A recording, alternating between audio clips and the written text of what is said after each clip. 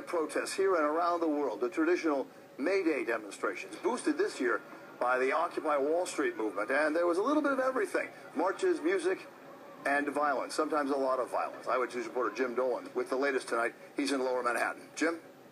Yeah, Bill, a fair amount of violence in these protests today. And then just as it was breaking up just a few minutes ago, another scrum between police and protesters just a couple of blocks from where we're standing here at Bowling Green. Police trying to get protesters out of the street on Water Street here. You can see them clash. Some of the protesters taken to the ground. Police with their nightsticks out. Eyewitness News photographer Todd Pierce in the middle of it all, police making more arrests, dozens of arrests in total today, some of them in Union Square. For some, it ended like this, horizontal and in the full control of the New York City Police Department. On 6th Avenue, a shoving match broke out between protesters and police. Some ended bloodied, some on the ground, but for most of the thousands of Occupy Wall Street protesters, it was more like the old days.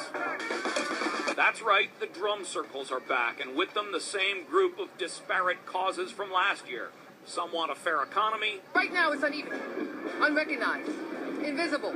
We're just asking for our fair share, that's all.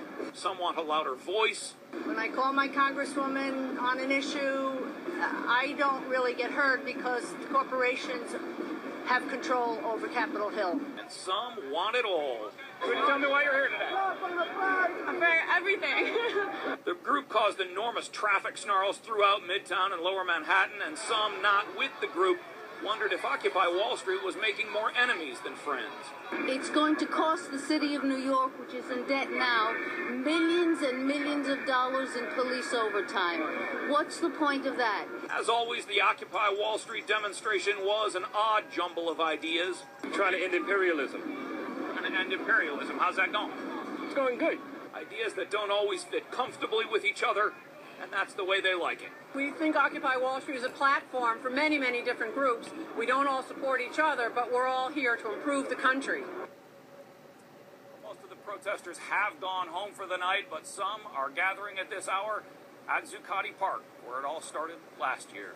Reporting live from Lower Manhattan, Jim Dolan, Channel 7 Eyewitness News.